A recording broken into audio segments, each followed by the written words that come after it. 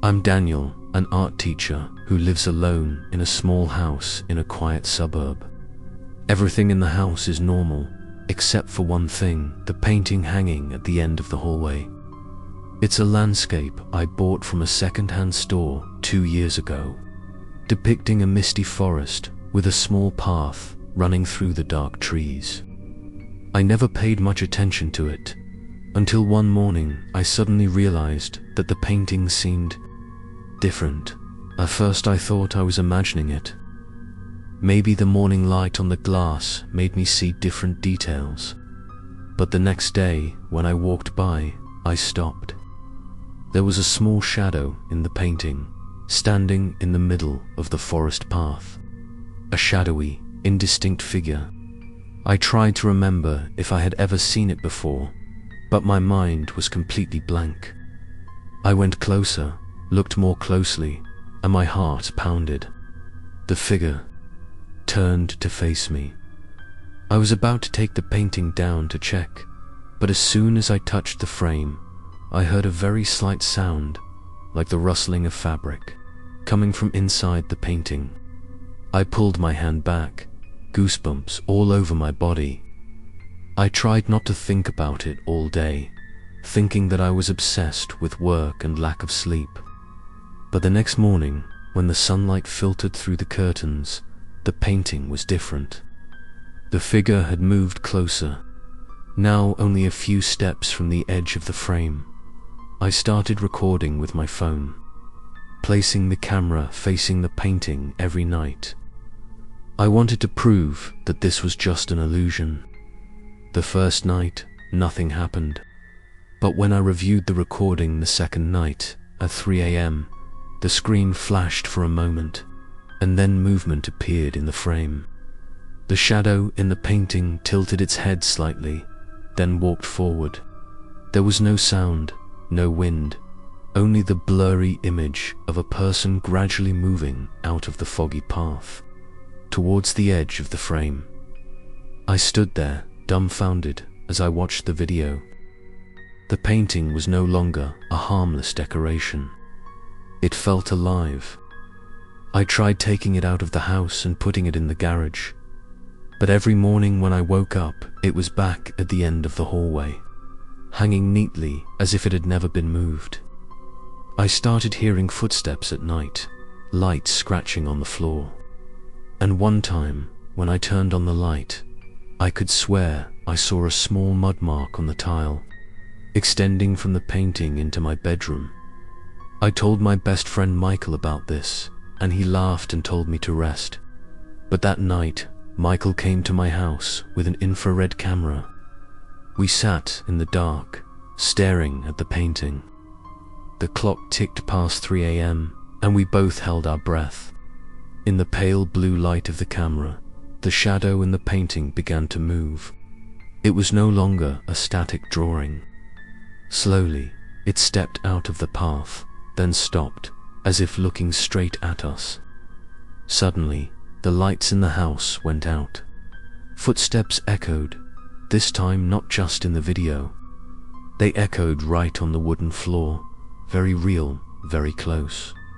We turned on the flashlights, and the painting was empty. The path in the forest was now empty.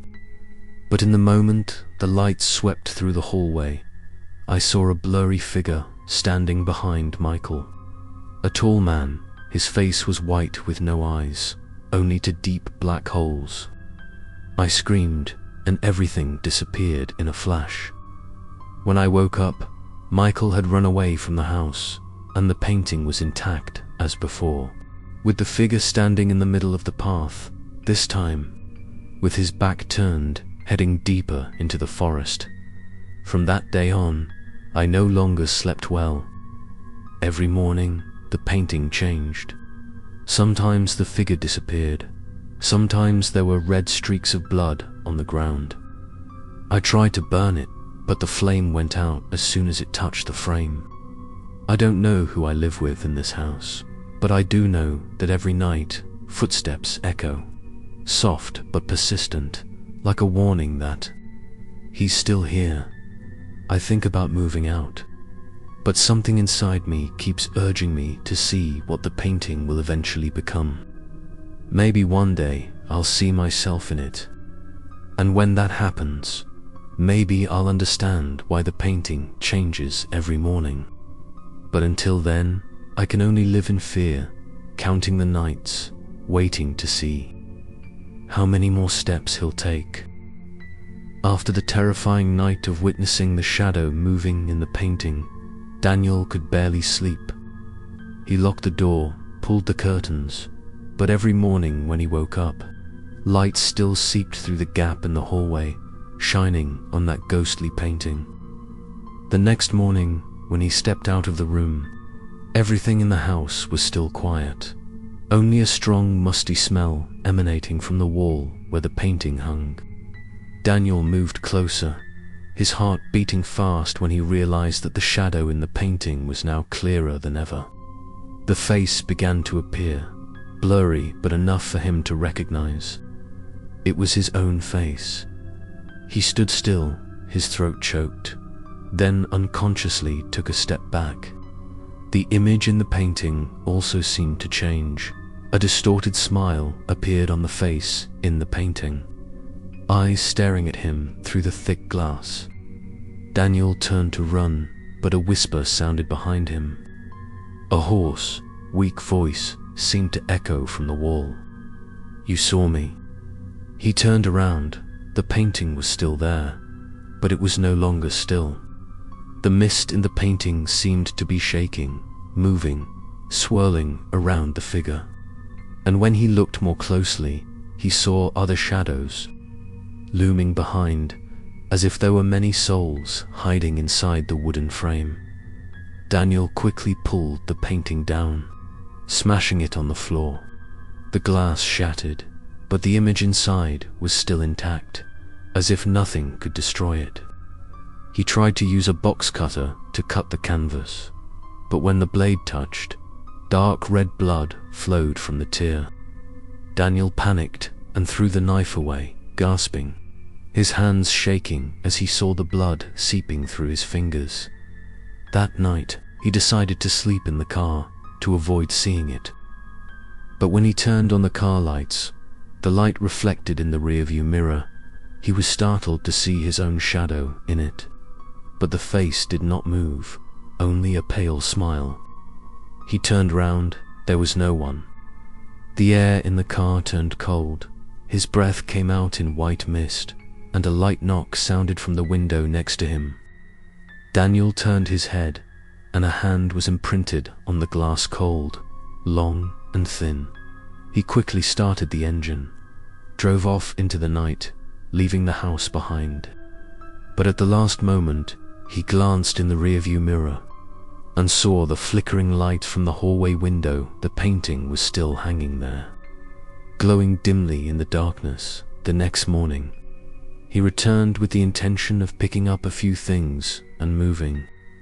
But when he opened the door, he found the floor covered in mud, as if someone had just stepped out of the woods. On the hallway wall, muddy handprints stretched to the frame of the painting. The blood had dried, and there was no human figure inside. There was only a desolate forest with a small tombstone in the middle. Daniel stared at the tombstone. Then his heart sank when he realized it had his name engraved on it, Daniel Cooper. He couldn't believe his eyes. He touched the canvas lightly, but this time, no blood flowed. Instead, a cold breath seeped into his hand, turning his skin pale. From deep within the painting, footsteps sounded, slow, steady, getting closer. He pulled his hand back, but it was too late. Another hand, thin and white, reached out of the painting and grabbed his wrist. He screamed, trying to pull his hand away, but the pulling force inside was terrible. The house echoed with a groan, lights flickered, and the wind howled outside the window. Daniel tried to reach for the knife, slashing at the hand. It vanished immediately, and the painting returned to normal. He collapsed to the floor, gasping, watching the blood flow from his wrist. Night fell, and he tried to leave the house, but when he opened the door, the scene outside was no longer the familiar neighborhood. Instead, it was the forest in the painting, dense, dark, and the road blurred and endless. Daniel stepped back, frightened, and when he turned to look, the house was gone. Only the painting remained hanging in the air, swaying gently in the wind. The whisper rang out again, this time clearer. "You were here, Daniel." He looked down, saw his feet in the mud, and in that moment, he understood the painting was no longer in his house. He was in it. From that night on, the small house in the suburbs was abandoned. But the neighbors said that every morning, they still saw a faint light coming from the hallway, and in the painting there was always the shadow of a man standing, looking out, a familiar face, sad, as if begging someone to help him escape from the very painting he once owned. The house where Daniel lived had been empty for months, until a young couple named John and Emily moved in. They bought the house for a suspiciously low price, thinking it was a rare bargain. While cleaning, Emily discovered an old, dusty picture frame in storage. She wiped it gently, and the canvas was revealed. A gloomy scene of a misty forest with a small path running through it, a seemingly ordinary painting that exuded an uneasy feeling. Emily saw a faint shadow in the painting, but John just laughed, saying it was a stain from time. They hung the painting in the hallway, not knowing it was the same painting that had caused Daniel to disappear without a trace. That night, Emily could not sleep. The creaking of the floor echoed in the quiet night. She thought John was getting up to get a drink of water, but when she turned around, he was still lying next to her, breathing evenly. The footsteps echoed again, slow, heavy, moving toward the hallway.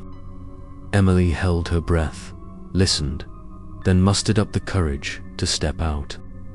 The hallway was dark. Only the faint light from the nightlight reflected off the painting. And in that moment, she saw the figure in the painting, clearly no longer blurry. It was a man, standing with his back turned, his shoulders shaking slightly as if he were breathing. Emily was startled, stepped back, her heart pounding. She woke John, pulled him out to look. But when they both looked again, the painting was completely normal, nothing unusual except a layer of dust. John reassured his wife, saying she was tired from cleaning all day. They returned to the room, but Emily could not sleep.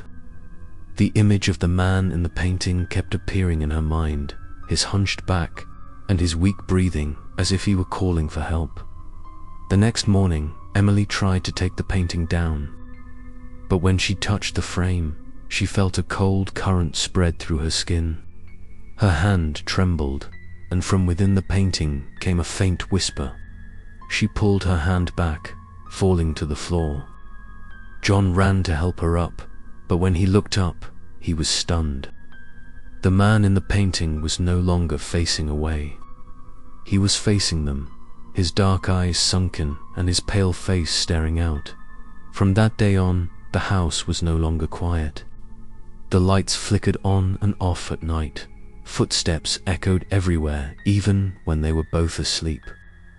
The pictures on Emily's phone sometimes showed a blurry figure standing behind her. John began to hear his name being called in his sleep, a strange, hoarse voice as if from far away. One night, when he woke from a nightmare, he found the door to his room wide open and a faint light coming from the hallway. He went out and saw the painting glowing.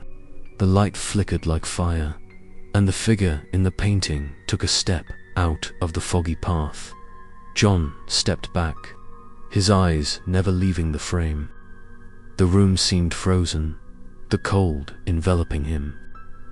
The painting shook, and the voice rang out again. "I'm still here," John shouted, calling Emily, but when she ran over, all was silence. The painting returned to normal, but on the canvas, there were now two more figures standing next to the main character. One of the two figures looked exactly like John. Emily panicked and dragged her husband out of the house that night. They rented a small apartment in the city center.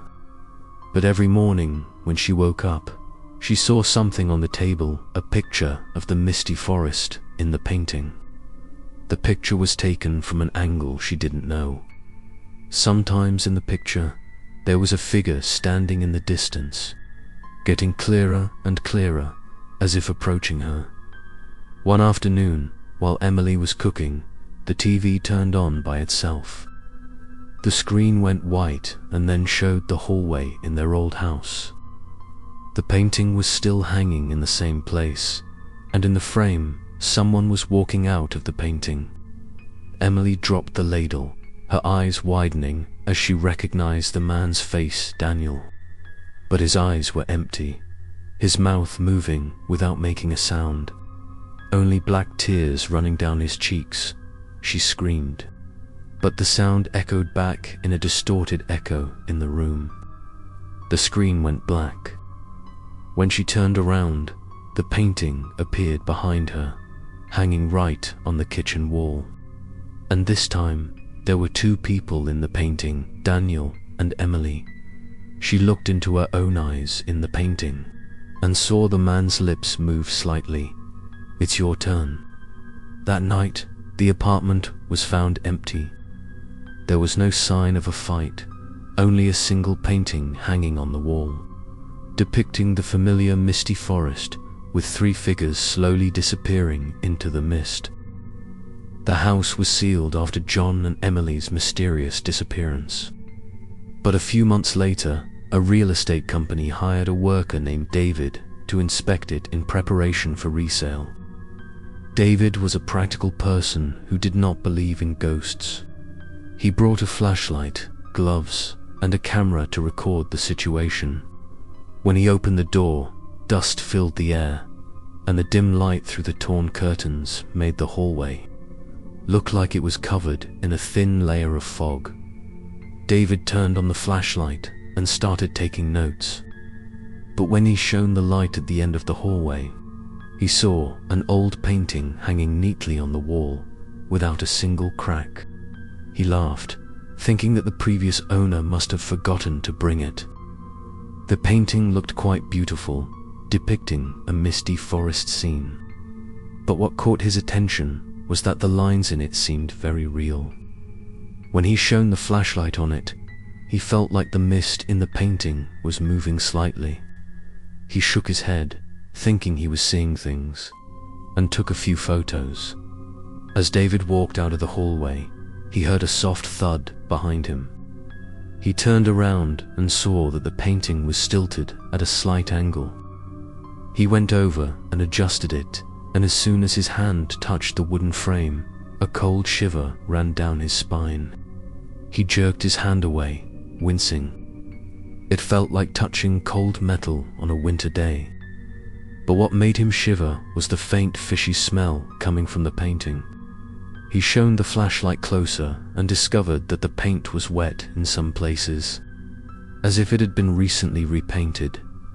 He took out his phone to record a video, recording every detail, joking that he would send this to his friends to scare them. But when he reviewed the video immediately, he saw in the frame a figure standing right behind him. He turned around quickly, the flashlight sweeping across the hallway, but there was no one. His heart pounding, he tried to calm down, thinking it might be his own reflection. However, when he turned back to look at the painting, the figure in it had changed. What had been a misty forest before now stood a man in the middle of the road, his face blurred, his posture stiff. He was wearing the same clothes David was wearing. David stepped back, his heart stopping. He tried to film again, but his phone light suddenly went out. In the darkness, a wheezing sound was heard very close. He raised the flashlight, panned quickly, and in the moment, the light swept across the wall. He clearly saw the face of the man in the painting. It was him. David stepped back towards the door, but the door slammed shut. The sound of wind blowing through the crack of the door was like a whisper. He pounded on the doorknob, trying to open it, but it wouldn't budge. The thick darkness swallowed the space. Then a voice rang out, hoarse, far away. "You shouldn't touch it." David turned round, raised the flashlight, but the weak light only illuminated an empty space. In a panic, he kicked over the table and chairs, throwing the flashlight forward. Light rippled across the floor, illuminating the painting. The man in the painting was closer now, his dark, empty eyes staring out. The background shifted dramatically, the mist swirling, and the image of a forest expanding, a road fading out of the frame. David felt as if the room were pulling him in. He tried to hold on to the wall, but his legs were being sucked forward. The sound of the wind turned to a scream. Everything shook, the frame glowed fiercely, and in that moment, David saw countless faces hidden in the mystified faces, eyes wide, mouths open in silence. He recognized the woman's face simile, the other man's John and Daniel. They were holding out their hands, as if begging to be freed, but the light pulled them back into the depths of the painting. David screamed, feeling his body being pulled forward, and then everything went black. When the police came to check the next day, they found the house empty. David's flashlight lay in the middle of the floor, still on, and the painting was still hanging on the wall. But there was a new detail, another figure, wearing a blue jacket and a baseball cap, standing next to the other three, looking out with empty eyes. From then on, the house was sealed forever. No one dared to go near. But people living nearby said that sometimes, at 3 a.m., they saw a dim light coming from the hallway window. And at that moment, if they looked closely, they would see a man standing in the painting, blinking very slowly, as if to warn that ... someone was still trapped inside. 3 months after David disappeared, the real estate company decided to send another manager to handle the house. The man was named Robert, about 50 years old, and had experience with many old houses. He did not believe in the supernatural, always thinking that all the rumors were just scare tactics. When he received the assignment, Robert even laughed and said that if there was a real ghost, he would ask it if it wanted to buy home insurance. On the first day, he arrived in the afternoon. Pale yellow sunlight shone through the opaque glass doors, covering the thick layer of dust in a gloomy color. The house was eerily silent. Robert brought a toolbox and notebook and began to check each room. When he reached the hallway, he stopped. The painting hanging at the end of the hallway immediately caught his eye. Although the paint seemed old, the painting was still strangely vivid. The path in the foggy forest looked almost real, and the light in the painting seemed to move as he walked through. Robert lightly touched the wooden frame, feeling the coldness spreading from his fingertips. He muttered a few words, then turned away, but after a few steps, he heard a soft whisper coming from behind. The voice was as light as a breath. It was hard to tell if it was a man or a woman. He turned his head, the flashlight pointed at the painting, but only saw his own reflection on the glass. He shrugged, thinking it must be the sound of wind coming through the crack in the door. That night, Robert decided to sleep over so he could work the next morning. He spread out his sleeping bag in the living room and turned on the small radio to dispel the feeling of loneliness. But when the clock pointed to 3 in the morning, the radio began to jam. A strange sound rang out, like someone breathing close to his ear. Robert looked up, looked around, then stopped when he saw the dim light coming from the hallway. The painting was glowing, the light gently spreading across the walls. He took the flashlight, moved closer. This time, there was something different in the painting. Beside the familiar path, a figure stood, head bowed, shoulders shaking. Robert bent down, trying to get a closer look, and was startled when he realized it was the image of David, the missing craftsman. The eyes in the painting were wide open, as if looking out, and his lips were moving slightly, saying something. Robert couldn't hear clearly, so he leaned closer, and when the whispering became clearer, he quickly backed away, slipping to the floor. The voice in the painting said his name, Robert. His whole body trembled. He crawled back, but the floor under his hands became cold and sticky, as if wet. He shone the flashlight down and saw that his hands were stained red. A fishy smell rose up, making him nauseous. He ran to the door, tried to open it, but the handle was stiff, as if welded. In a panic, he turned back and saw that the painting was shaking. From within the paint, skinny fingers reached out, scratching the glass, leaving long streaks like dried blood. Robert screamed, hitting the painting with the iron rod. The glass shattered, but the frame remained. The light from the painting flared up, and a cold wind blew through the hallway, extinguishing the lamp. In the darkness, he heard slow footsteps approaching. A male voice rang out, weak, drawn out, as if echoing through the space. "You can't destroy it." "No one can." Robert screamed, throwing the rod in that direction, but only heard the sound of metal falling. The flashlight in his hand flickered on and off, and in the moment of light, he clearly saw a man standing right in front of him, pale face, empty eyes, blood dripping from the corner of his mouth. It was David. Robert stepped back, but behind him was the wall. David raised his hand, pointing at the painting. The light grew stronger, pulling Robert closer. He tried to resist, but his legs seemed to be held invisibly. The wind whistled in his ears.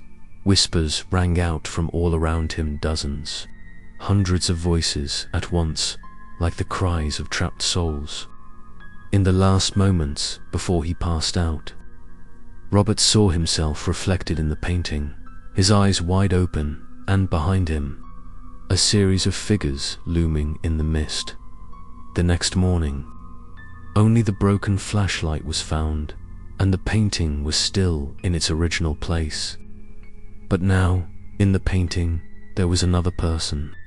He was wearing a brown coat, still holding a small notebook, and his face was one of eternal fear. Those who had looked at the painting said that sometimes the man in the painting blinked very slowly, as if to say that he was still trapped there, along with the other souls who would never rest. After Robert disappeared, the media began to pay attention to the abandoned house in the suburbs. Rumors of the haunted painting spread everywhere, making many people curious, but no one dared to go near it, until a young reporter named Sarah decided to investigate. She was a brave person, always eager to find the truth behind the horror stories that others avoided. Sarah believed that every phenomenon had a scientific explanation, and she wanted to prove it. Sarah drove to the house in the afternoon, when the sun was slowly setting behind the trees. The rusty iron gate opened with an eerie creaking sound. She brought a camera, a tape recorder, and a notebook. When she stepped inside, the damp air made her shiver. The smell of mold mixed with the smell of rotting wood made it difficult to breathe. Every step she took echoed in the empty house, as if someone was following her. Sarah began filming, describing the house in detail, from the partially collapsed wooden ceiling to the peeling walls. When she reached the end of the hallway, she stopped. The painting lay there, intact, covered in a faint layer of dust, but still eerie. Under the flashlight, the image of the misty forest appeared clearly, and in the middle of the path, she saw a vague figure. She moved closer, examined it more closely, and realized there were 4 figures in the painting, each with a different expression: fear, despair, and a familiar face she had seen in the newspaper. Sarah took a picture, filmed it closely, and spoke into the recorder. Her voice trembled slightly, but she remained calm. She told of the disappearances related to the house, mentioning Daniel, John, Emily, and David.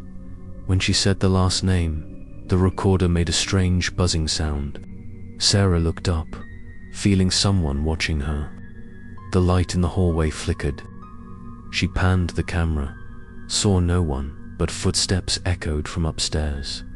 She decided to climb to the 2nd floor. Each step creaked, but the silence was oppressive. When she got there, she saw a door ajar. Inside was a small room with an old mirror in the corner. She walked over, looked into the mirror, but her reflection was not alone. Behind her, through the mirror's blurry frame, she saw the hallway and the glowing painting. In the painting, a 5th figure had just appeared. She turned her head quickly, but the hallway was empty. Sarah panicked, grabbed the camera, and ran downstairs. As she neared the main door, she heard a voice calling, a man's voice, hoarse, weak. "Don't go away, help us." She stopped, her heart pounding. The sound was coming from the painting. She turned the camera toward it and was horrified to see the figures in the painting begin to move. They reached out, their faces contorted as if trying to escape the paint. One of them opened his mouth, his voice echoing through the air. "We're trapped."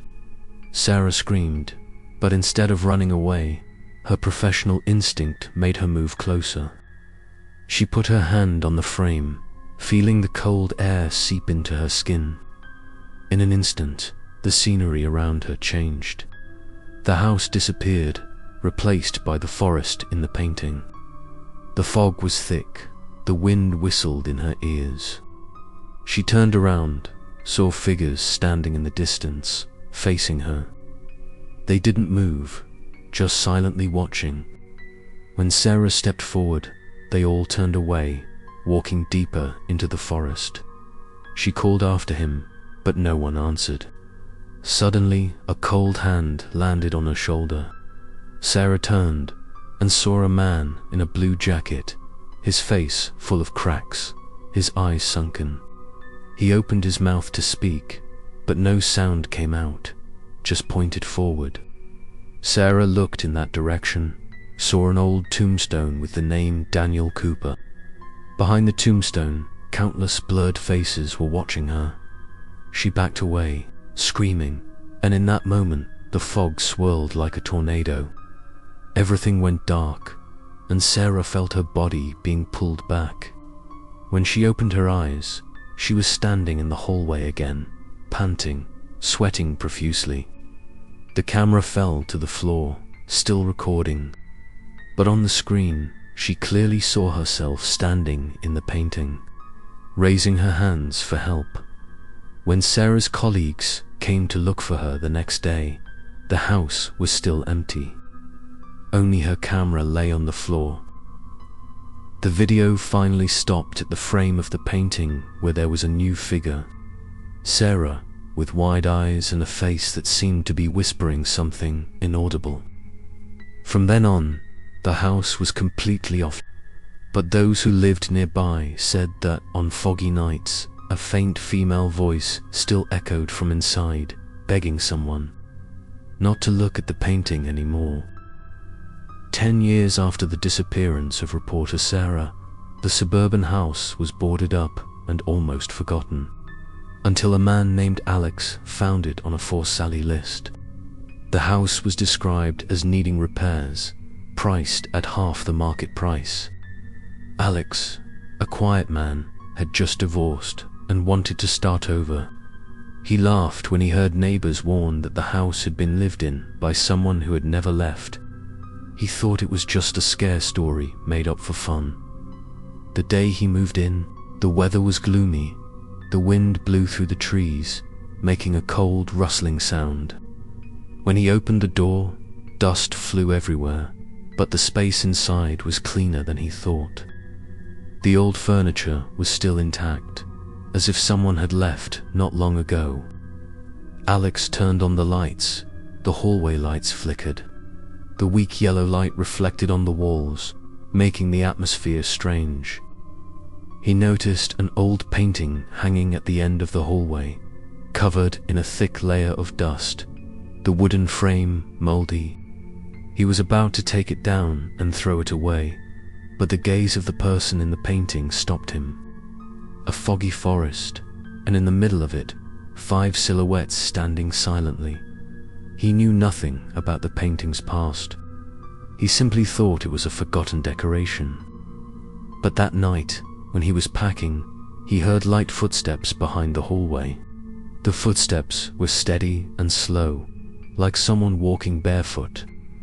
Alex turned his head, but saw no one. He smiled awkwardly, telling himself that it was just the sound of the old house expanding and contracting. But the footsteps continued, this time stopping right behind him. He turned around quickly, and the ceiling lights suddenly went out. In the darkness, he could only hear breathing. He turned on the flashlight, shone the light across the wall, and the light stopped on the painting. At this moment, the silhouettes in the painting had changed. A 6th man had just appeared, tall, wearing the same shirt as him. Alex shivered, but still tried to calm down, thinking that he might be seeing things. He moved closer, brushing the dust off with his hand. As soon as he touched the frame, a cold chill ran through his hand. He pulled back, the lights in the house flickering. Then he heard a whisper, small but clear. "You're here." Alex jumped, retreating. The voice came from the painting. He stared, feeling the eyes in the painting following him. He turned away, trying to turn off the light, but the switch didn't work. In the mirror on the wall, he saw the image of the endless hallway, and in that mirror, the painting was no longer hanging at the end of the hallway, but right behind him. He turned around, nothing. But when he looked back in the mirror, in the reflection, there was a face standing right next to him, a pale face, deep black eyes. He screamed, threw the flashlight to the ground. The light rolled, shining directly on the painting. Now the image in the painting had changed completely. His house appeared in it, the hallway, the walls, even he himself, standing, looking straight at him through the frame. He stepped back, his heart pounding, but his footsteps echoed strangely, as if he were no longer in the real world. The air was heavy, and a cold wind blew as if someone were walking around him. Alex rushed to the front door, but the doorknob was cold as ice, unable to turn. The lights in the house suddenly went out, leaving only a faint glow from the painting. He turned around, saw a white hand reaching out from the frame, clutching the wall. Then a face appeared. It was Sarah. She didn't say anything, just opened her mouth, her voice echoing in his head. "Stop looking, go." But his legs wouldn't move. An invisible force pulled him forward. He screamed, feeling his body being sucked into the mist in the painting. Everything spun, lights flickered, then black. When he opened his eyes, there was only mist. In front of him was the familiar road, the road in the painting. In the distance, 5 figures were turning back to look at him, their eyes sad and empty. He understood that he had become the 6th person. A few months later, the brokerage company reposted the house for sale at a lower price than before. A young woman came to see it. She said that the house had a peaceful and artistic atmosphere. As she entered the hallway, she smiled at the painting hanging at the end of the row. The forest in the painting was beautiful, but she did not realize that in the mist, 6 figures were standing. And the last one, Alex, was still looking out, his lips moving slightly as if to say, "Don't stay here." The house was quiet for years until a young woman named Lily decided to rent it. She was a freelance artist who loved the quiet and isolation, so the cheap suburban house felt like a godsend.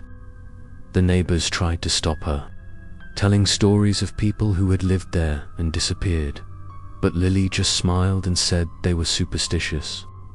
She wanted to prove that there was no such thing as a curse, only human imagination making people afraid of themselves. The day she moved in, the afternoon sunlight poured through the trees, bathing the house in a pale light. Lily opened the door. A musty smell filled the air, but there was still a faint smell of old paint, familiar to an artist like her. She put her things down and looked around. Everything was fine until she saw the painting hanging at the end of the hallway. It made her stop. A misty scene, dark woods, 6 figures standing in the middle of the road. A cold feeling ran down her spine, but she was strangely attracted. "That's great," she whispered. "Someone has an eye for art." That evening, Lily sat in the living room, turned on some soft music, and began to re-sketch the picture in her notebook. She drew each line, each layer of mist, each shadow. But when she finished, she noticed that a 7th, small figure had appeared in her sketch, standing at the edge of the road. She stared, then laughed, thinking she must have added it unconsciously. She closed the notebook and went to sleep. Night fell, and the wind blew through the crack in the door, carrying a soft whistling sound. Lily turned over, heard the creaking of the wooden floorboards. She thought the neighbor's cat must have snuck in and stepped out into the hallway.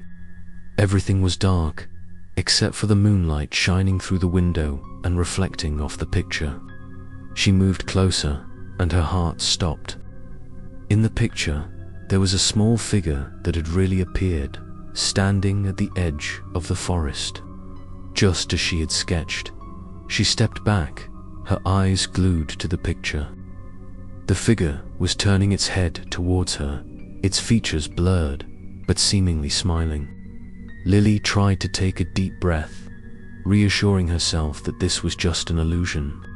She turned away, but as soon as she walked towards the stairs, she heard a whisper behind her. The voice was as soft as a breath, but very clear. "I see you." She turned around. The ceiling lights suddenly went out. The house was plunged into darkness. She grabbed her phone, turned on the flashlight. The light swept across the wall and stopped on the painting. There were no longer 6 people. There were 7 people standing in the middle of the forest. The 7th person was wearing the same clothes she was wearing. Lily screamed, ran to her room, closed the door. She locked it, sat back against the wall, panting. Footsteps echoed in the hallway, slow and drawn out. She held her breath, her heart pounding. Then a light scratching sound came from behind the door, long and steady. She covered her ears, tears streaming down her cheeks. A voice rang out, gentle but cold. "I just want you to keep drawing." The flashlight in her hand flickered, then went out. The room was plunged into absolute darkness. From behind the door, footsteps sounded like someone walking barefoot on cold tiles. She screamed, throwing the phone towards the door.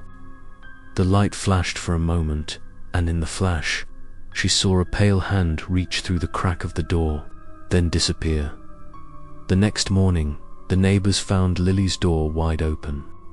The house was empty, only the smell of new paint lingering. On the table, her sketchbook was open.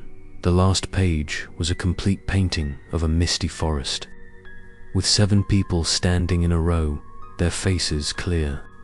And the last one was Lily, holding a brush, a faint smile on her lips. When the police arrived, they found no trace of a break. Only the painting hanging in the hallway was still there, and in the morning light, the paint seemed to be still wet.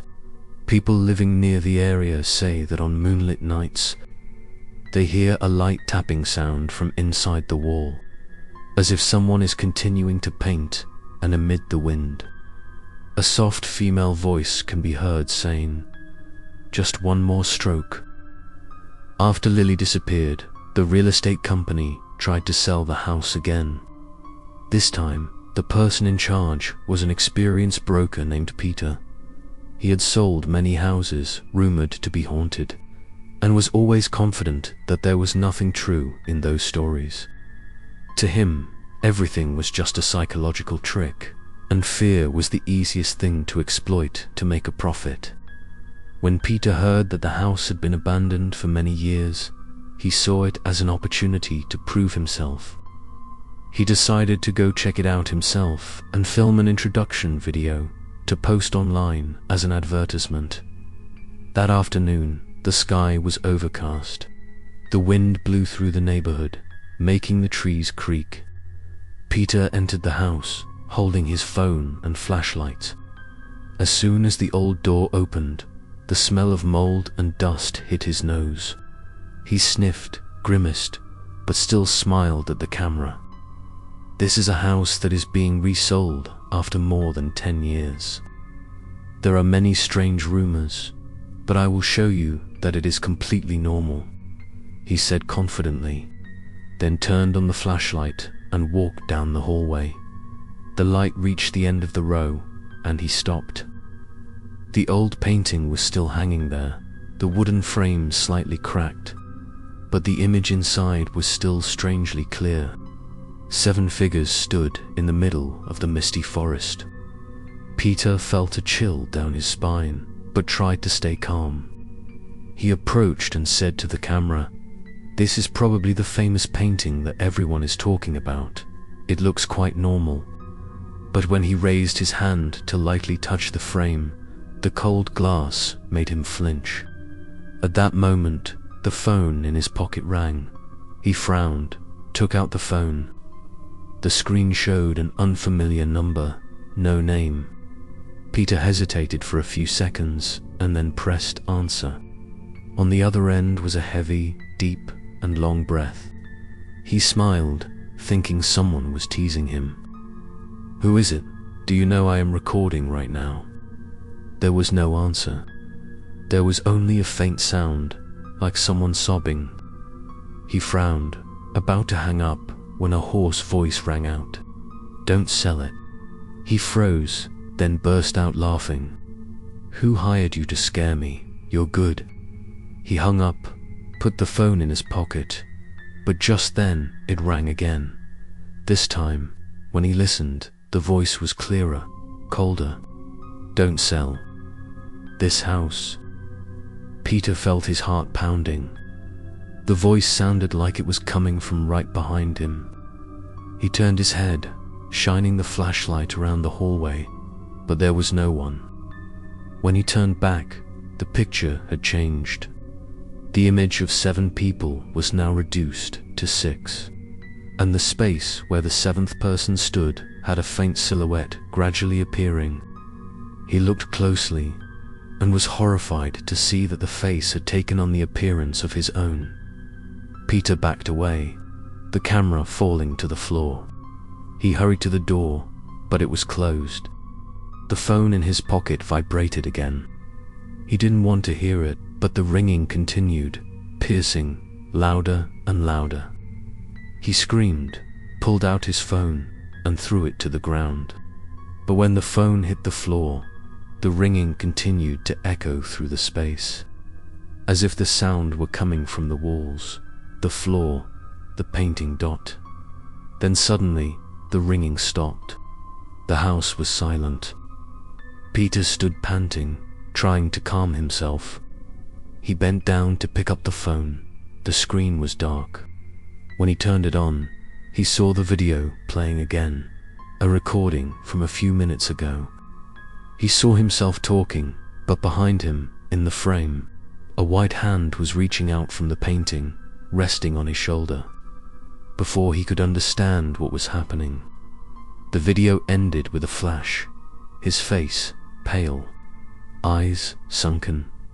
He threw the phone away in a panic, but the voice rang out in the darkness again, this time so close it was almost right in his ear. I was here. The house shook, the lights flickered, and in that moment, Peter saw the painting glow. A cold wind swirled around him, and he felt himself being pulled forward. His scream echoed, and then everything fell silent. The next morning, his colleagues couldn't reach Peter. The police came to the house, only to find the phone broken, the screen playing the last video, a still of a misty forest, where 8 people were standing. The newest, in the last row, was Peter, his eyes staring blankly out, his mouth open as if to say something no one could hear. 3 days after Peter's disappearance, the police received a call from his company. They sent 2 investigators, Detective Miller and his partner Thomas. Both had experience with strange cases, but neither believed in the supernatural. They arrived at the house early in the morning, when the fog was still thick. The sunlight was dim through the dry trees. When they entered, the air was so cold that they both had to pull up their collars. The house was eerily quiet, except for the wind whistling through the cracks in the door. Thomas turned on his flashlight and shone it around the living room while Miller took notes. The objects were covered in thick dust. The furniture was intact. But what caught their attention was the painting hanging at the end of the hallway. Miller approached and examined it closely. He saw a misty forest and 8 people standing in a row, each with a different face. 8 people, he whispered. Thomas asked, "What did you say?" Miller turned back and shook his head. "No, I just miss..." But when he turned back to look again, he saw clearly that there were only 7 people left. Thomas laughed. "Are you sure you're not hallucinating?" Miller didn't answer, just took a few photos and continued to check the house. They found Peter's broken phone on the floor, the screen still on. It contained a video of the hallway scene. When they opened it, they saw Peter talking to someone, his voice trembling. The last part showed a flash of light, and his face briefly appeared in the painting. The 2 looked at each other. Thomas whispered, "It's just a lighting effect." But Miller was silent, his eyes fixed on the painting frame as they cleaned up the evidence. Miller felt something was strange. He heard a very small sound, like someone whispering behind him. He turned around. The flashlight pointed at the wall. Nothing. But when he turned back to look at the painting, something changed. One of the figures in the painting was tilting his head, as if he had just moved. Miller blinked, his heart pounding. He moved closer, his eyes glued to the wooden frame. The mist in the painting seemed to be swirling, moving very slowly. A light tapping sound came from inside. "Knock, knock, knock," Thomas called out from afar. "Miller, what are you doing?" He did not answer. The whispering voice rang out again, clearer, coming from right in front of him. "Help, us, Miller started, backed away, and fell to the floor. Thomas ran to help him up, asking, "Did you hear something?" Miller shook his head, trying to smile, but sweat ran down his forehead. "No, it was just my imagination." They left the house, but Miller did not take his eyes off the painting until the door closed. On the way back, he remained silent. Thomas turned on the radio to clear the air, but the signal was static, only a static noise mixed with breathing. Miller glanced at his colleague, his face pale. "Turn it off." Thomas frowned. "What's wrong?" Miller replied softly, "I heard their voices." The people in the painting... That night, Miller could not sleep. He dreamed that he was standing in the misty forest, where the 8 people were looking at him, silent. A man stepped forward, his voice low and sad. "There is one person missing." Miller woke up, cold sweat pouring down his back. He told himself it was just a dream. But when he looked around the room, he saw that his phone had turned on by itself. On the screen was the photo he had taken in the house. Only one thing was different. There were now 8 people in the painting. And the 8th person, a familiar face, was himself. The next morning, Thomas came to pick Miller up to hand in his report. But no one answered the door. The door was open. There were no signs of a fight inside. Only Miller's phone lay on the table, and the last photo he had taken was clearly visible, 8 people standing in the mist, all looking out. A dim light shone in their eyes, as if waiting for someone else to come, to stand with them forever. News of the haunting disappearances at the haunted house spread throughout the area. Despite the government lockdown, rumors spread quickly, especially among film students. A group of 4, Jason, Emma, Mark, and Chloe, who specialize in documentaries about abandoned places, decided to make a video of the house to post online. They believed this was their chance to take off. Jason, the main cameraman, was always confident. "We will prove all those stories are just imagination." That evening, they drove in. It was drizzling. The wind whistled through the dry branches. The moon was hidden behind the clouds. The air was thick as if something was watching. As they passed through the iron gate, the camera recorded a rustling sound underfoot, and in the wind, it seemed like someone was whispering.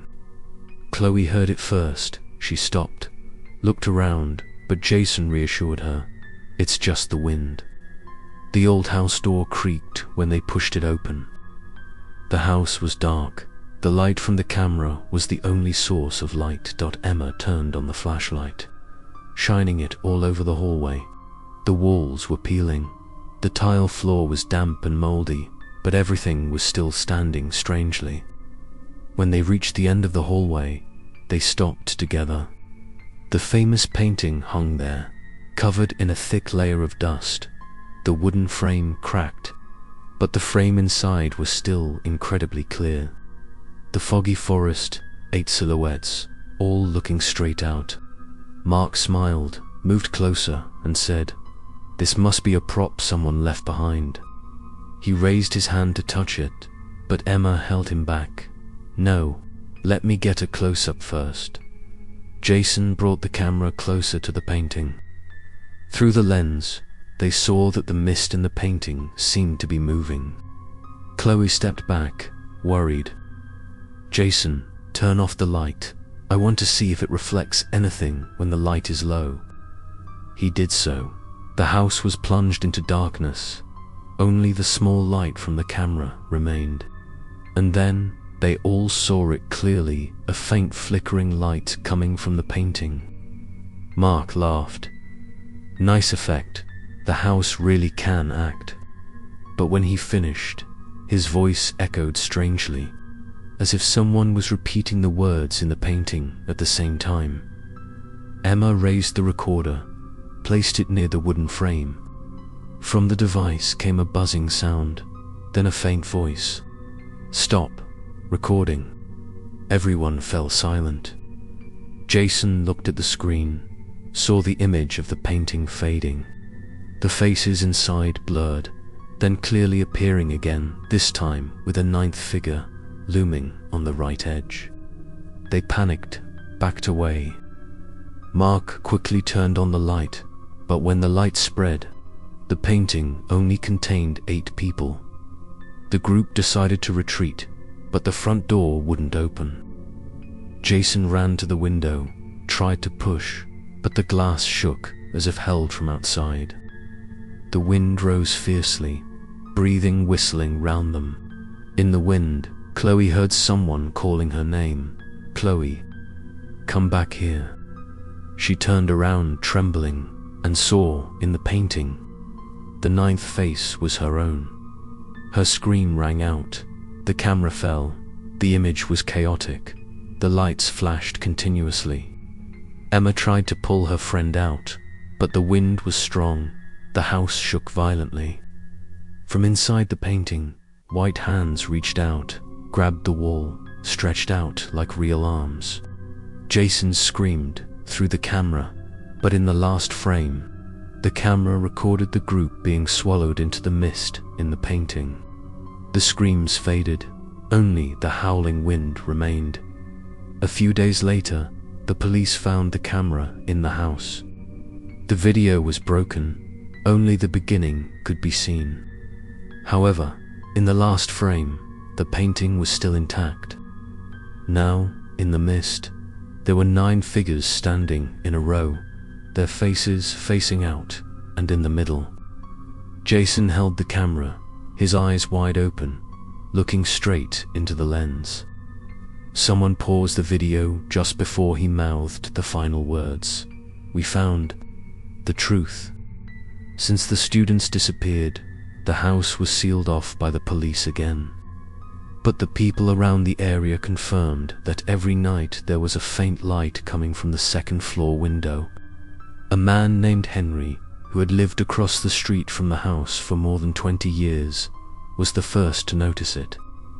He was a former security guard, used to observing. At first, he thought someone had sneaked in to steal something. But after a few nights of monitoring, he realized that the light was unusual. It was not a flashlight or an electric light, but rather a light coming from inside a painting. On the 3rd night, Henry decided to record it. He pointed the camera at the house, set it to night mode, and sat in the living room, looking out the window. The wind blew through the trees, making a rustling sound. The clock struck 12, and as usual, a faint light appeared in the hallway. Henry strained his eyes, then paused. In the window frame, he saw a silhouette standing still. Someone, or something, was looking out. A pale face, no eyes or nose, just a deep darkness. He shivered, but continued filming. The light flickered, then went out. The next morning, Henry watched the footage again. When he played it back, he saw something the naked eye couldn't see. In the few seconds before the light went out, the silhouette of a person in the house moved, getting closer to the window. And just before the frame faded, a face appeared close to the lens, its black eyes sunken like a bottomless pit.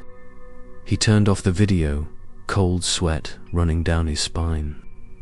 But what terrified him more was the image reflected on the TV screen behind him. Through the glass window, there was a figure standing in his living room, even though his house was locked. He spun around, but the room was empty. Henry trembled, pulled out his phone, and tried to call the police, but the phone had no signal. The lights in the house were flickering. The sound of the wind turned into a faint whisper, echoing throughout the room. He clearly heard someone calling his name, Henry. The voice was hoarse, drawn out, as if from afar. He stepped back, his eyes glued to the window opposite the other house. The light had come back on, and this time, not just one, but 9 figures were standing by the window, all looking towards his house. Henry panicked, quickly turned off the light, drew the curtains, but a light knock sounded at the front door. Knock, ... knock, ... knock. Slowly, patiently, he held his breath, not daring to move. The knocking stopped, but another sound rang out, the sound of the door unlocking. Henry, holding his stick in his hand, approached. The door was ajar, and a cold wind rushed in, carrying the smell of damp earth. He stuck his head out to look, but saw no one. But on the wet ground, there were footprints, stretching from his door to the house opposite, unable to resist. Henry took the flashlight and stepped outside. Each step echoed in the silence. When he reached the door of the cursed house, he found it wide open. A faint light shone from the hallway. He shone his flashlight in and saw that the painting was still hanging in the same place. But in the painting, there were now 9 people standing in a row, their faces blurred. He moved closer, recognizing each face as those of the vanished ones: Daniel, John, Emily, David, Sarah, Alex, Lily, Peter, Miller, and now, behind them, a new silhouette, a silver-haired man with a face that looked very familiar. Henry trembled, realizing it was himself. He stepped back, but his feet felt glued to the floor. From within the painting, the mist began to move. A white hand reached out, placed itself on the edge of the frame, and pulled. He screamed, but the sound was muffled. The house went dark. The flashlight fell, spinning on the floor. The next morning, Henry's camera was found on the table. The video finally stopped at the frame of him walking out of the house and into the house across the street. No one saw him return. When the police arrived, the painting was still hanging in the same place. But this time, in the misty forest, there were 10 people standing in a row, all facing out, their lifeless eyes staring through the glass, as if waiting for ... the next person. The rain started in the afternoon and lasted until night. On a small suburban road, a man named Ryan was driving when the engine suddenly stopped in the middle of the journey. He tried to restart it several times, but to no avail. The rain got heavier. The wind blew so hard that the trees on the side of the road swayed. There was no phone signal, no lights from the houses, only darkness and the sound of rain hitting the car windows. Ryan sighed, put on a raincoat, and decided to find a temporary shelter. After walking for a few minutes, he saw a dim light coming from a house in the distance. He was happy, thinking that someone must still live here. When he got closer, he realized that the house was old. The iron door was rusty and the surrounding area was covered with weeds. But the light inside the house was still flickering like a candle. He knocked on the door. No one answered, so he pushed gently. The door opened with a long creak. The smell of mold and dust spread out, mixed with the cold air, making him shiver. He walked in, called out loudly a few times, but still no one answered. The sound of the rain outside drowned out all other sounds, leaving only the dripping of water from the broken roof. Ryan turned on his flashlight and looked around. The living room was dusty, but strangely neat. There was only one large painting hanging on the wall at the end of the hallway. Under the flashlight, he could see the scene in the painting was blurry, a foggy forest, and in the middle of it, 10 figures stood in a row. The light from the lightning outside the window flashed, reflecting, making the painting seem to move. He shook his head slightly, laughing to himself at the absurd feeling of unease. He found an old chair and sat down to rest. The rain was still pouring down, and amid the rain, he heard something, a soft, low, heartbreaking singing voice. The singing was coming from inside the house. He stood up and listened. The singing seemed to come from upstairs, sometimes near, sometimes far, mixed with the pattering of rain. "Please go, before it's too late." The voice was weak, like a plea. He took the flashlight and walked slowly towards the stairs. Each step heavy, the upstairs was dark, except for the faint flickering light from the hallway. As he walked in, the singing stopped. A door was ajar, the wind blowing the curtains. Ryan entered, his flashlight sweeping round the small room. In the middle of the room, on the table, was an old tape recorder, the button glowing dimly. Curiously, he pressed play. From the old speaker came a trembling female voice. "I don't want to be here. He's looking at me." The sound mixed with the sound of rain, then turned into hurried footsteps. Finally, a scream cut off mid-sentence. Ryan froze, stepped back, dropped the flashlight. The light rolled across the floor, shining on the opposite wall. There hung another painting, smaller but clearer. This time, there was only one person in the painting, with his back turned, standing very much like him. He shivered, bent down to pick up the flashlight, but when he raised his head, the figure in the painting had turned around, its deep black eyes staring straight at him. He screamed, rushed out of the room, ran down the stairs. The flashlight fell. The light flashed across the large painting downstairs. Now, in the foggy forest, there was an 11th person who had just appeared.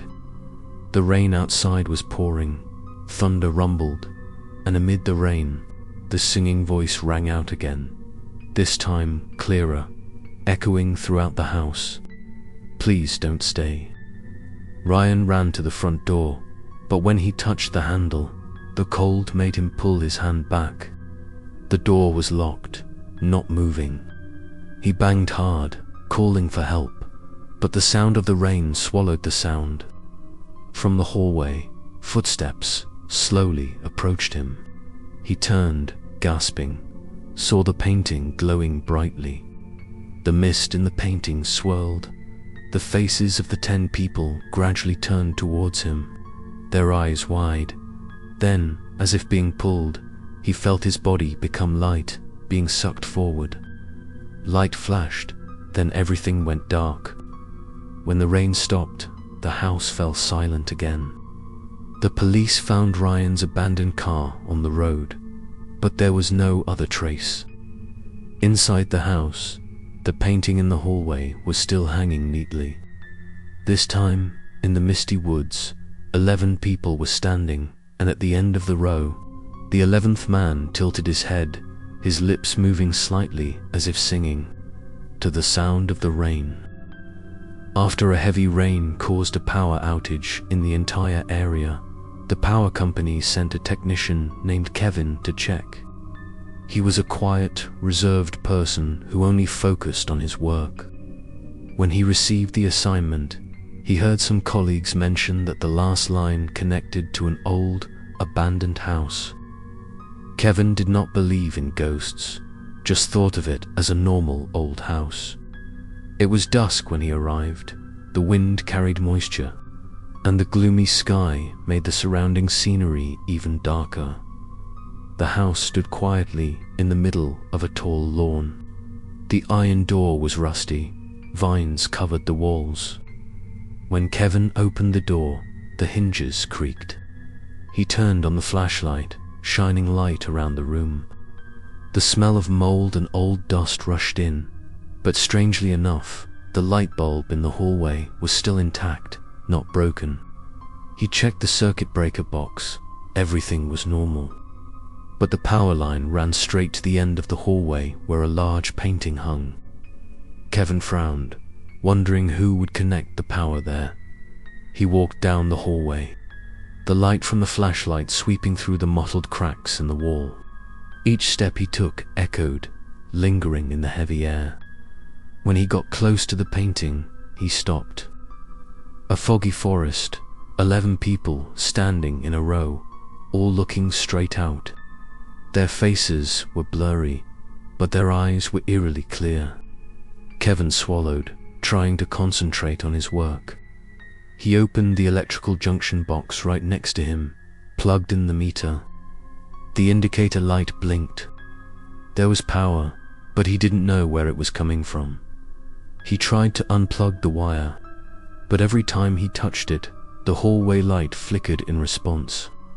The sound of electricity crackled, mixed with the sound of wind whistling through the crack in the door. Kevin stepped back, observing. The ceiling light flickered, then lit up, shining directly on the painting. For a moment, he saw the mist in the painting moving. A face in it slowly lifted up, its empty eyes staring straight at him. Kevin, stunned, turned off the flashlight, but the light did not disappear. The painting now glowed dimly. The light seemed to spread to the wall, running along the wire.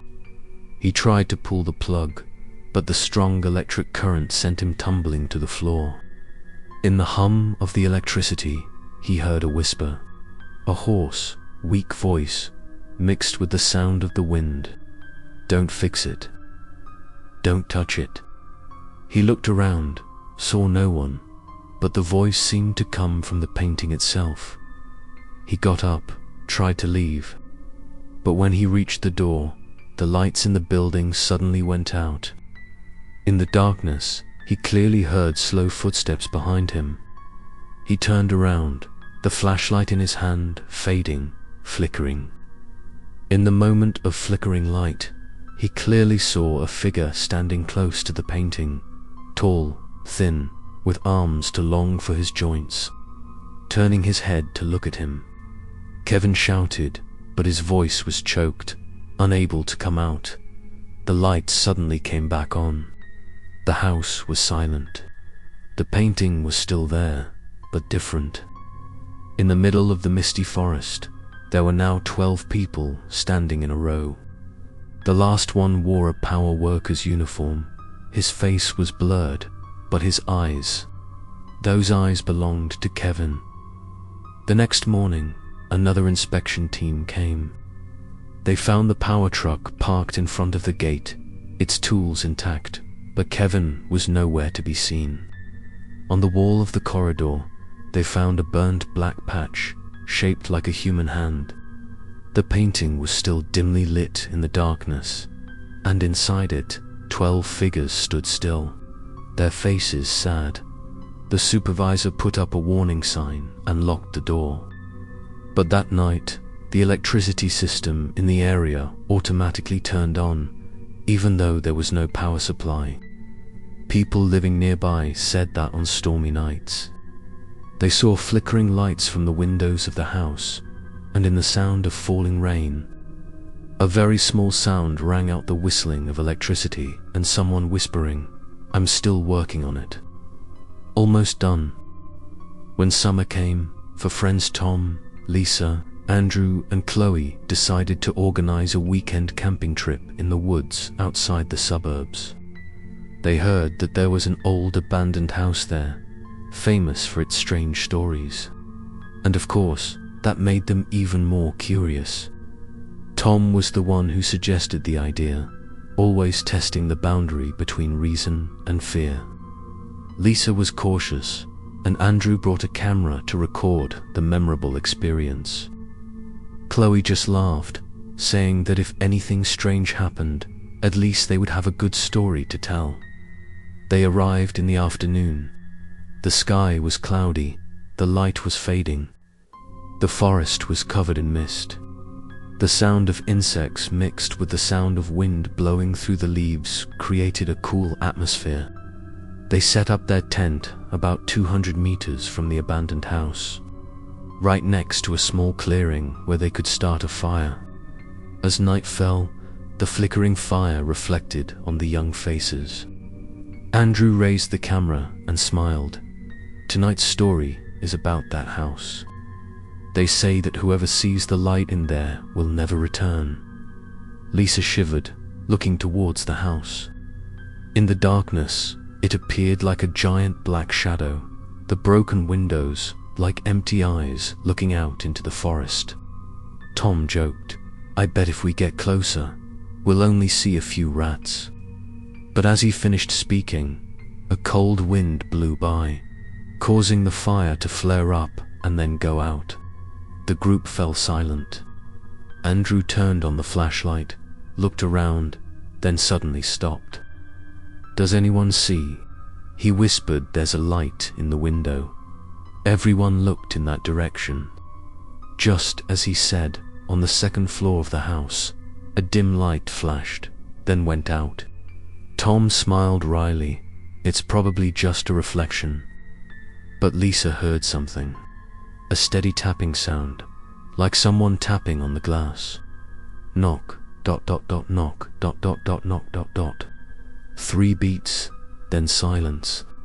She held Chloe's hand tightly, whispering. I don't like this place. Tom decided to go check, despite the other 3's objections. He took a flashlight and a small knife and walked towards the house.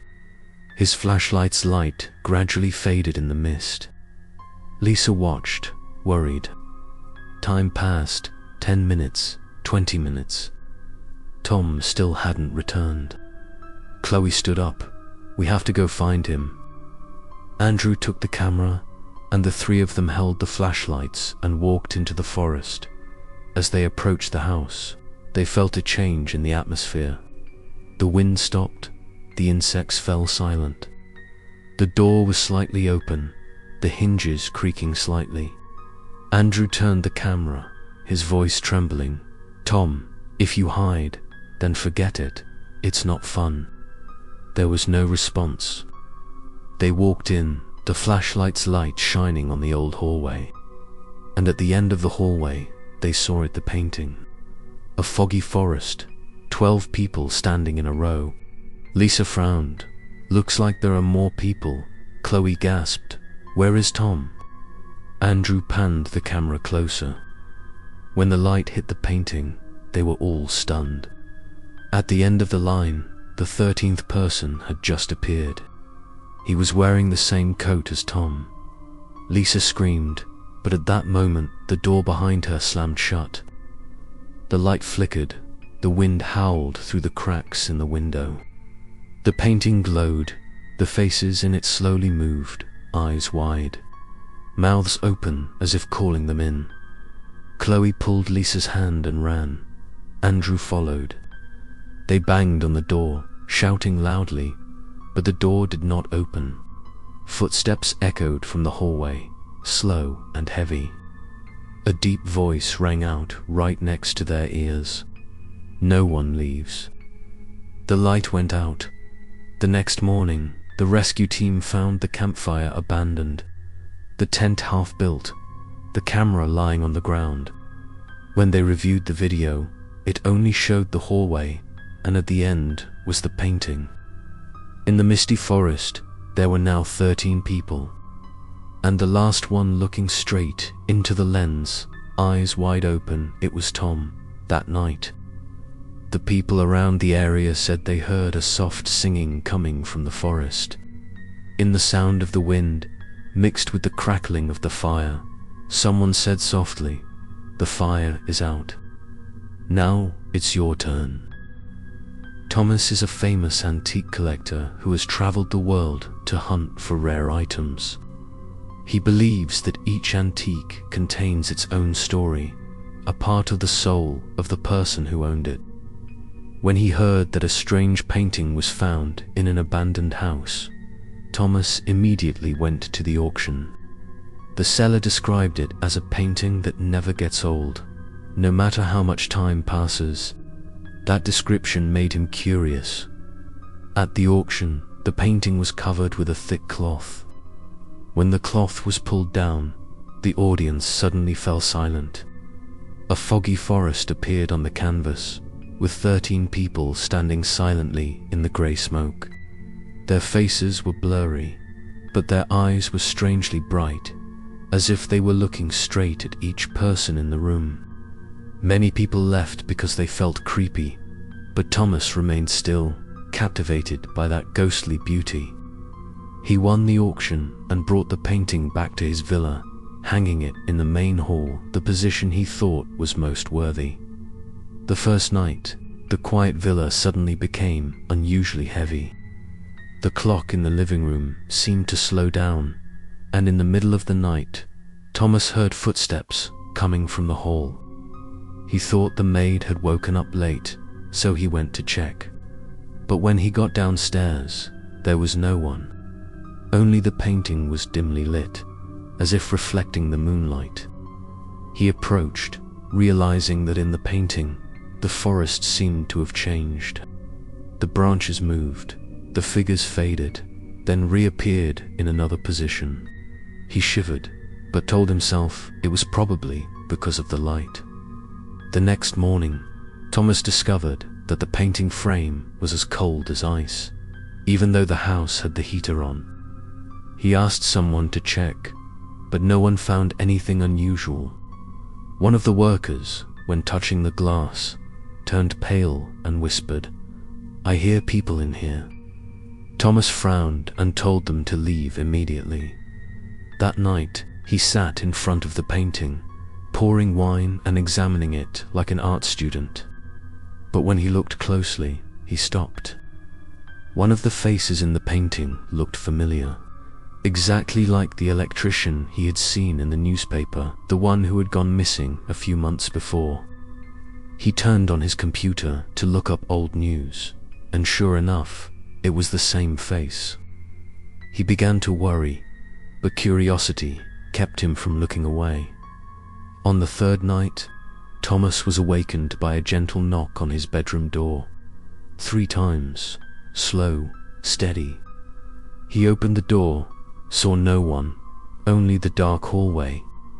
The painting in the hall below was lit up, emitting a pale, blue-gray glow. He went downstairs, his heart pounding. When he stood in front of the painting, he saw clearly there were 14 people now. The newest one was at the end of the line, wearing his pajamas, still holding his glass of wine. He stepped back, stunned, his hand shaking. The wind blew through the window, carrying a soft whisper. "You are the last one."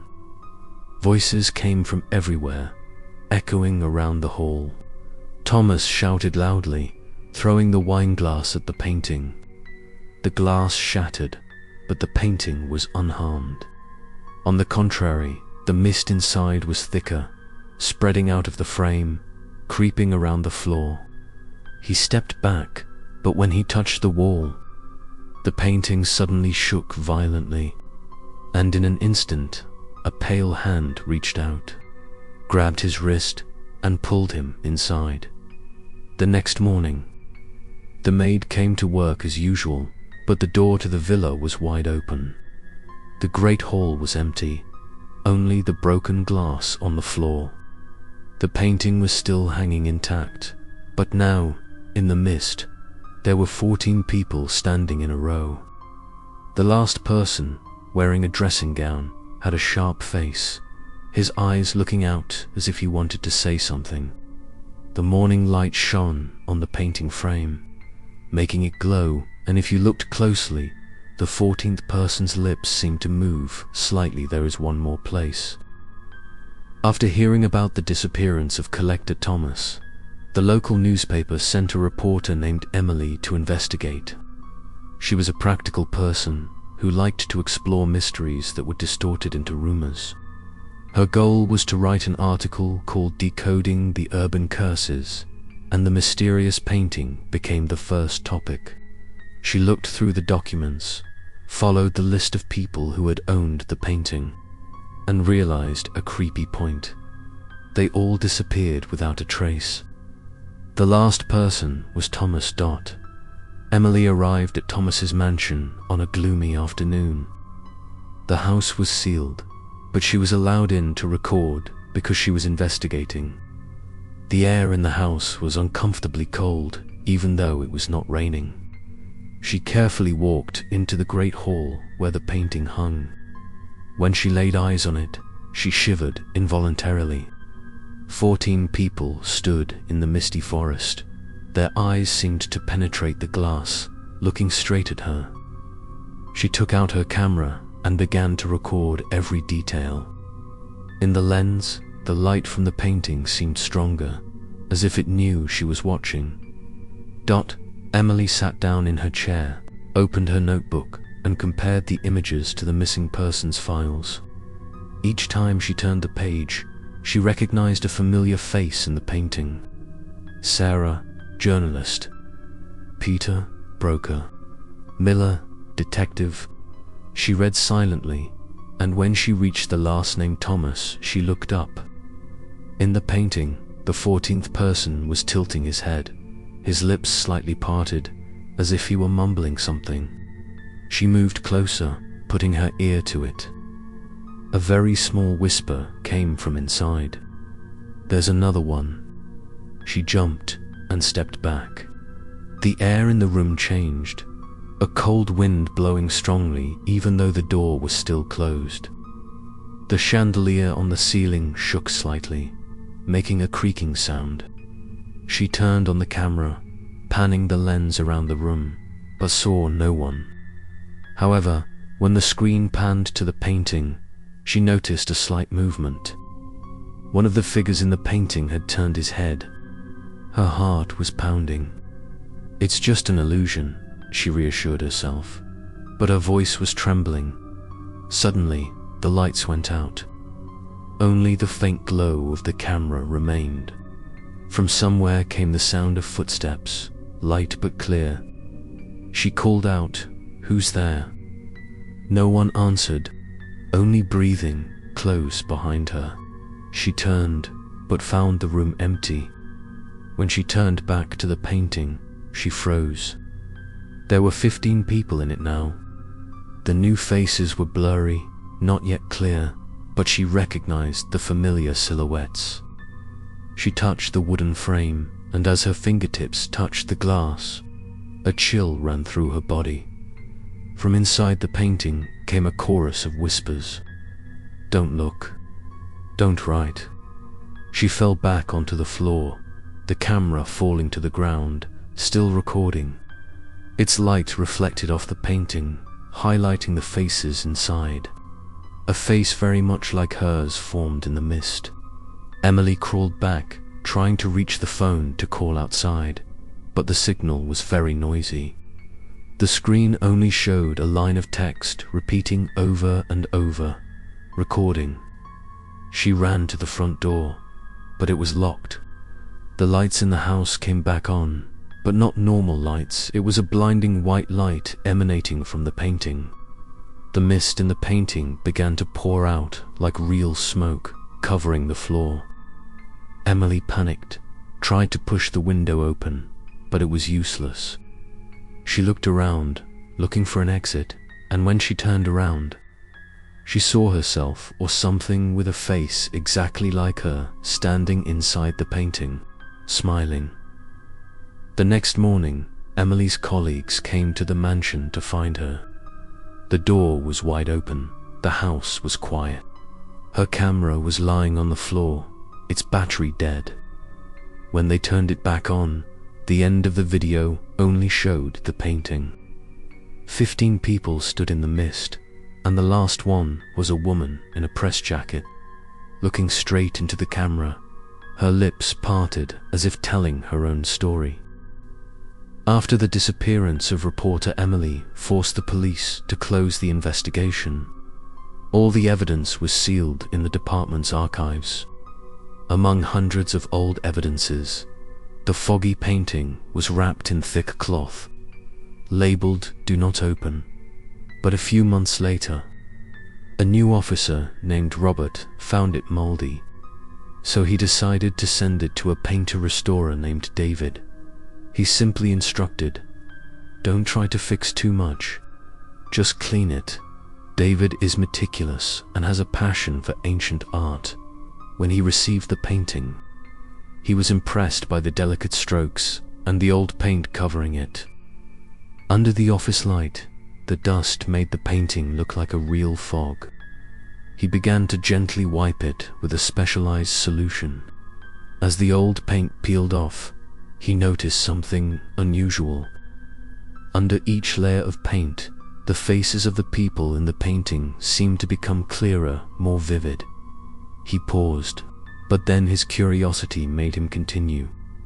With each wipe, the light in the room seemed to dim, the temperature dropping. He looked out the window, saw that the wind was not blowing, but the curtains were shaking slightly. A faint sound rang in his head, like someone talking.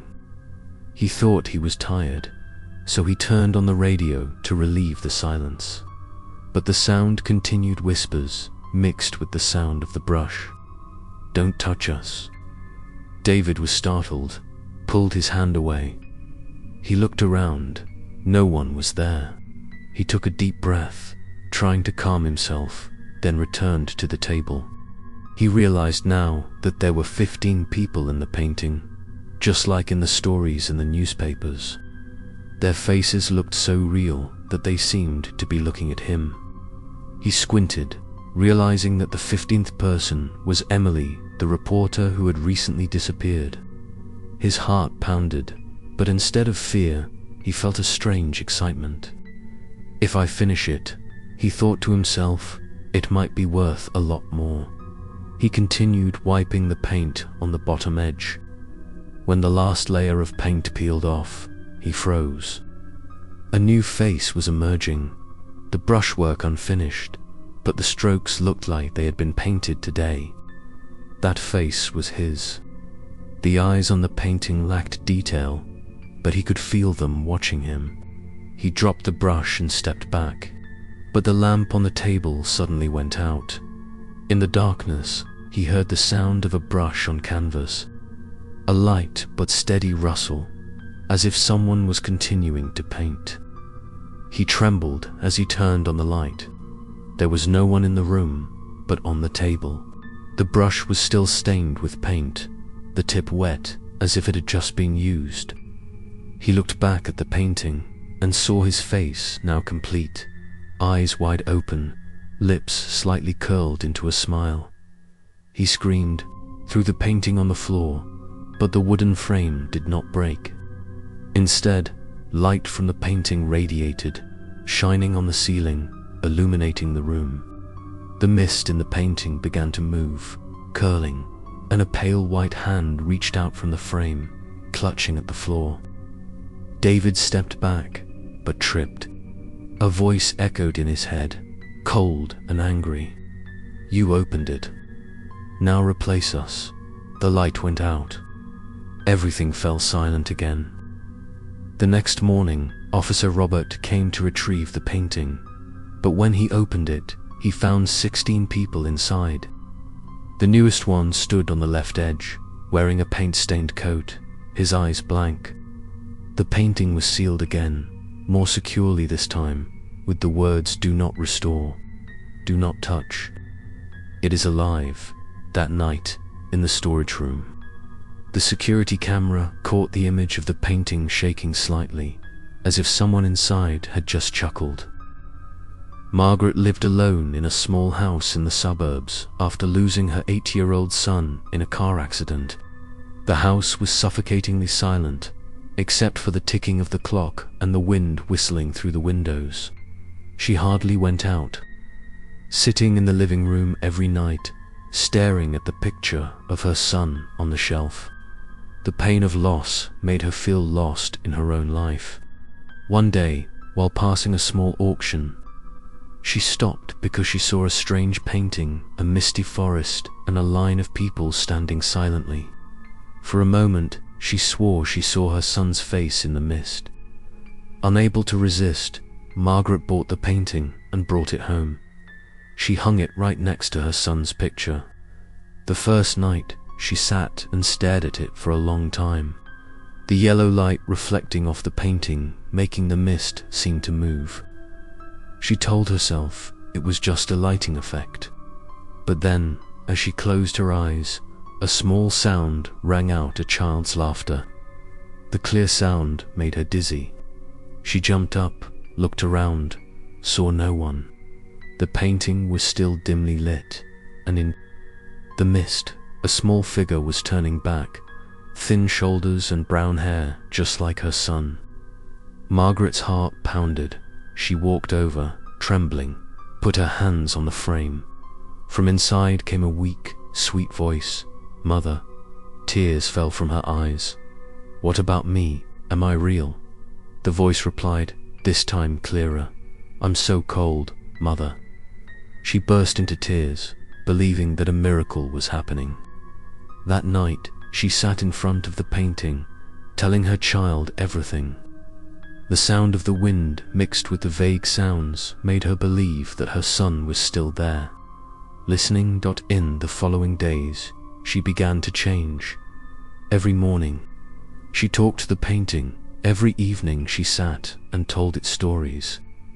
The neighbors gradually became worried when they saw her talking to herself. The light in her house was on all night. One night, a neighbor named Helen knocked on the door to visit, but Margaret did not answer. Helen looked out the window and saw Margaret sitting with her back to the painting, her hair hanging down over her shoulders, motionless. Helen called out again and again, but there was no response. Inside, Margaret was smiling, her eyes fixed on the frame. In the mist, the child's silhouette was now clearer. But behind it, there were many other faces, 16 people, all standing still, watching her. One of them gradually moved forward, his shadowy face smiling faintly. "Mother, come to me." A voice rang out, this time low and distorted. Margaret jumped up, trembling. I am not your son." The lights in the house flickered, the painting glowed. Brighter, the mist inside spread out, seeping throughout the room. The picture of her son on the shelf fell to the floor, the glass shattered. She backed away, but could not take her eyes off the painting. The faces inside began to move, their lips parted, coming together in a long, sad whisper. "We've all called someone," she screamed, trying to open the door, but the doorknob was cold as ice, not moving. From behind, a small hand rested on her shoulder. She turned around. It was the child, her face pale, her eyes deep black, no longer shining. "Mum, I've been waiting for you for a long time." The next morning, the police came because the neighbors reported that Margaret had not opened the door. In the living room, there was only an empty chair, the baby's photo lying broken on the floor, and the painting still hanging on the wall. But this time, in the misty forest, there were 17 people standing in a row. Between them was the image of a silver-haired woman holding a child's hand, both smiling. It is said that on windy nights, if you pass by that house, you can hear a soft lullaby coming from inside. A sad lullaby mixed with the wind, and if you stop and listen for too long, you will feel someone gently take your hand, pulling you towards the wall where the painting still hangs. As the story of the cursed painting spread, academics became interested.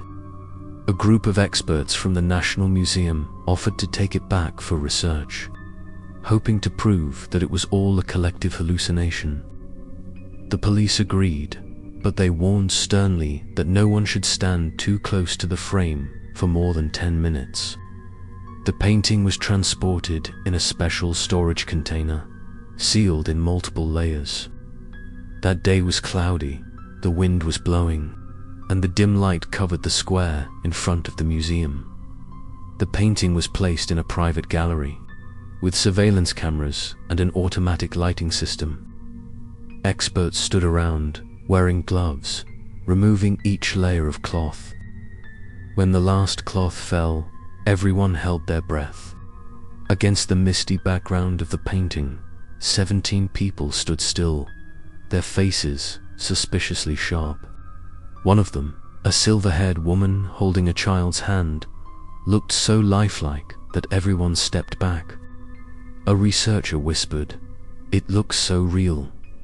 At night, the museum closed, leaving only 2 security guards on duty. They sat in the surveillance room, watching a series of screens displaying camera angles. One of them, James, caught a glimpse of something strange. "Mark, did you see that? The light in Gallery 12 keeps flickering." Mark watched, frowning. It must be a sensor error. But a few seconds later, the light went out. They checked the cameras and were both stunned on the screen. The painting glowed in the darkness, a faint blue light emanating from the canvas itself. Faces moved in the mist. Closed eyes slowly opened. James stepped back, whispering, "Is that Is it real? Mark tried to turn off the screen, but all the cameras flickered, then showed the same scene, a close-up of the painting. The 17 people inside seemed to be looking straight out. A white hand began to reach out from the frame, grabbing the edge of the painting. The alarm sounded. The emergency lights flashed red. James and Mark rushed to the gallery. When they opened the door, they saw only a blinding light, cold as a winter wind. The painting glowed brightly, and a thick mist spread across the floor. They heard a whisper, very low, mixed with breathing. "Enough, we're free." Then a strong wind blew the door open, and they both fell. When they stood up, the light was gone, and the room was dark.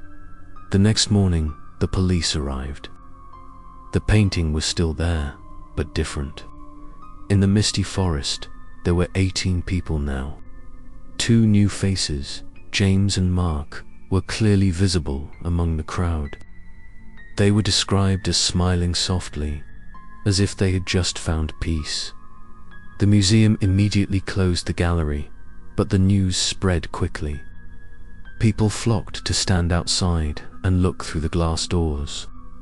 Many swore they saw the mist inside moving, even without the wind.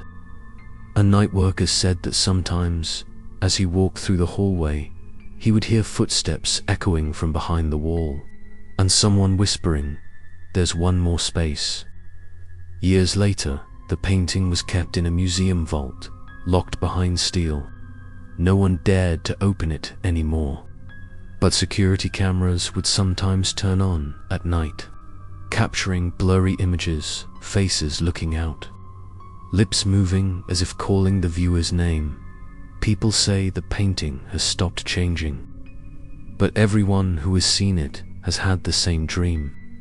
They find themselves standing in a misty forest where 18 people are waiting, and at the end of the path, there is still a space for the 19th.